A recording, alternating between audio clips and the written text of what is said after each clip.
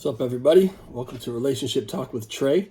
If you've been here before, welcome back. Thanks for coming back. If you haven't been here before, what I do is I just talk about relationship stuff that I think that we all kind of go through. I'm not a professional counselor or anything. I just, put some thoughts out there and some opinions, and hope that maybe you'll comment back and we can start some sort of dialogue on some of these things. But if you haven't been here, take your time, watch this video, maybe watch some of the other ones. And if there's something that resonates with you or you like what we're doing, hit the subscribe button and the notification bell, and you will be notified next time I put out a video. All right, anyway. So, yeah, what I wanted to talk about today. So I actually had gone back and watched a few of the videos myself, my own videos. And I can see how it might come across as maybe I feel like I've got it all figured out, or in my relationship we're doing really good. We take a lot of time to understand each other and to do nice things for each other, and all that stuff is true for the most part. But I want to tell you, it's not all peaches and cream by any means. We fight, and when we fight like cats and dogs. And in the past 9 years, we've broken up a few times, and or had breaks, taking a break. But it never lasts more than like maybe a day or two, or something like that. They don't usually last that long. There's this one time toward the very beginning of our relationship, very early in our relationship, that I remember. I don't remember exactly what it even was that I was mad about, but I know that I was mad at her, and I was out. I was done, and I told her, "That's it. I'm all set with you." And I don't think it was like a week.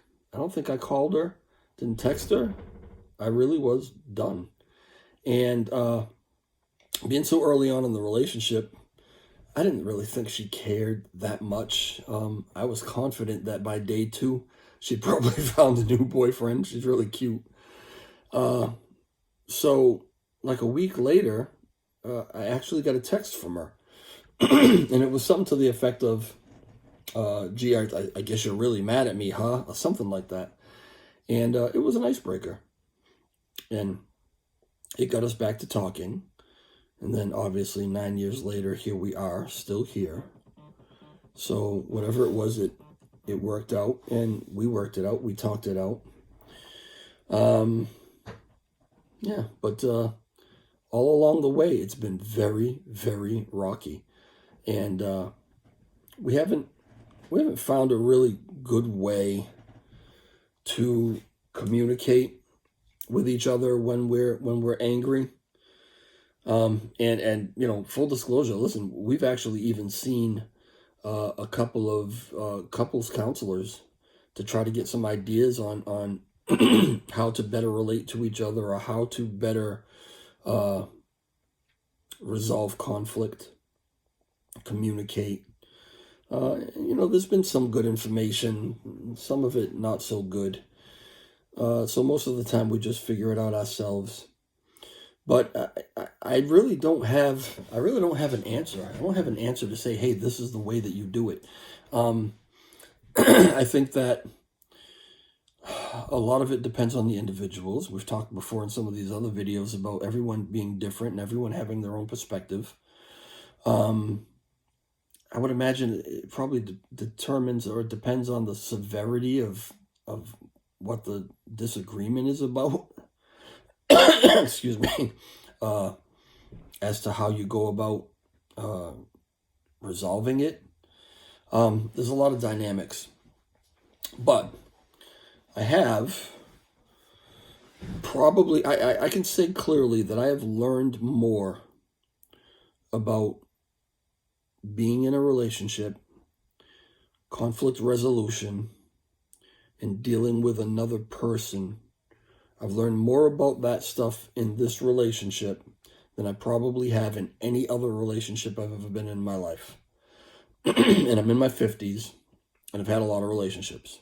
So that's a big statement, but it's absolutely true. And I'm not sure if it's because I feel like I do. I feel like I care about this person more than I've probably cared about anybody else in my life. So it could be that there's more motivation to work things out. It could be my age, and whatever wisdom I've picked up along the way, as far as things aren't always as bad as they seem. Could be a combination of those things, but I've learned absolutely more than I've ever learned before. And one of the things I've learned, okay, the saying, or the advice, whatever you put it, never go to bed angry. I think we've all heard that, right? Sometimes you talk to these people who've been together for years, been together for a long time, and ask them, what's the trick? What's your secret? How have you been together for 200 years? And a lot of times they'll tell you, well, we never go to bed angry. We have our conflicts or whatever, but we never go to bed angry. And I'm calling bullshit on that. I don't believe it. Not only do I not believe it, I don't even agree with it. I don't think that that's right. At least it's not right for me. Here's the thing. When you're fighting, arguing, disagreeing, not getting along, and you're angry, it's just the worst time to try and fix anything or try to resolve anything when you're still angry. So I don't care what time of day it is. If it happens to be nighttime and bedtime when you're angry at each other, go to bed. Go to bed. Get some sleep. Because anger tends to be an amplifier of whatever it is that you're thinking or feeling about whatever it is that you're upset about. Sometimes you get to thinking about it, and if you're thinking about it while you're still angry, you just get more and more angry. It's not until you simmer down, cool down, that maybe you can get a different perspective on it or think a little more clearly on things. And so there have been times, many times, where we're both going at it, we're both angry with each other for whatever reason, and it might be later on at night. We might both have to work in the morning, but we're so aggravated and we want to be heard so badly that, we'll stay up late just going back and forth on the phone, whether it's talking or texting or whatever, but we're in that angry state. So we're not getting anywhere. We're just going down this downward spiral that's just getting worse and worse and worse. So one of the things that I've learned is that time is really the only thing, not the only, let me put it this way. So there's steps. There are steps to resolving whatever conflict you're having. And I think step number one is cool down.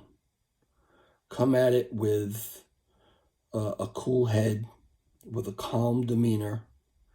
And I'm talking cool down to the point of, all right, so when you're mad at each other, you're in the middle of the argument. You're way up here. You're really you're heated.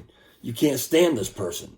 You don't want them anywhere near you. Don't call me. Don't text me. Stay away from me. That's, you're way up here on that. Okay. Don't come down to here and try to do it, because then you can escalate it right back up to here and past it. You need to come all the way down, down to the point where what you're thinking is, I really love this person. I feel horrible right now that we're in this fight, that we're having this disagreement. I just want to make up. I want to resolve this and fix this, right? That's the point you need to get to before you should even try and start fixing it. And sometimes that's overnight. I've gone to bed sometimes angry with her about whatever, and I mean pissed. And I'll wake up in the morning, and it just doesn't seem like, it's like, was it really that bad? Wasn't really that bad, Probably just talk it out, Let her know what you're feeling about it. Try to, time, sleep, it helps. It helps to get you to a place where you can actually both conversate. Now, everybody's different, right? So you're in a relationship, there's two of you. Look at it like this. I'll give you an analogy. You've got two pans of water. Let's say that the two exactly the same pans, two Cuisinart 2-quart pans, and you've got 1 quart of water exactly in each one of them, and you put them on the stove, both on the same exact size burner with the same BTUs of heat. You turn them on at exactly the same time. Most likely, they're going to reach their boiling point at the same time. You shut the fire off, they're going to come back down to room temperature within the same amount of time. Okay? That's two identical pots. Now, if those pots are people, it doesn't work that way, because you're a Cuisinart and I'm a Tefal, You're a 2-quart pot and I'm a, 1 gallon pot, and you've got a quart in you and I've got half a gallon in me, and we're on different sized burners, and you might reach your boiling point and be on your way back down to room temperature before I even stop, boiling. I mean, so even if you're, what I'm saying with all that craziness is, even if you're ready and you're at the point where you want to talk about it right now, you want to discuss it, you feel like you're level-headed and you can have an adult conversation about it, your partner might not be there yet. Don't try to force the issue, okay? We all want to be heard. We all want to get it resolved and get it done. But you both have to be at that level, at that point where you can talk calmly, and where the goal of the conversation is to resolve the conflict, is to meet some sort of middle ground, even if it's agreeing to disagree. We talked in another video about everyone having a different perspective and trying to understand why each other feels the way you do about certain things, okay? You both need to be at that point where that's the goal. If the goal still for you is, I'm going to make my partner see my point, you're not there yet. You're still not there yet. And you could end up escalating the thing. So take your time with it. That might be hours for some people. Again, depending on, the level of whatever the conflict is. It might be days. I don't know. However long it takes, though, isn't it worth it to get the thing fixed and not have to revisit it or not make it worse?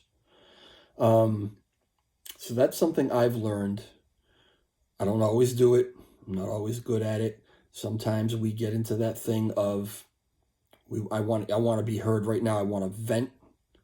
And then I'm venting louder than she is, and she's venting louder than I am, and we're venting over each other, and we're not getting anywhere at all.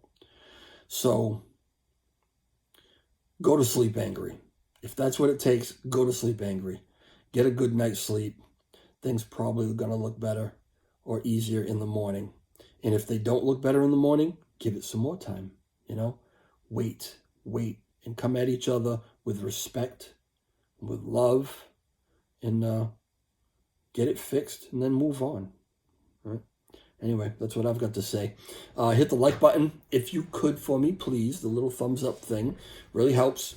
Hit the subscribe button, subscribe if you haven't already subscribed, and leave comments, please. These are my opinions. This is how I feel about this, but I would love to know how some of you resolve your conflicts or the problems you've had doing it or the successes you've had.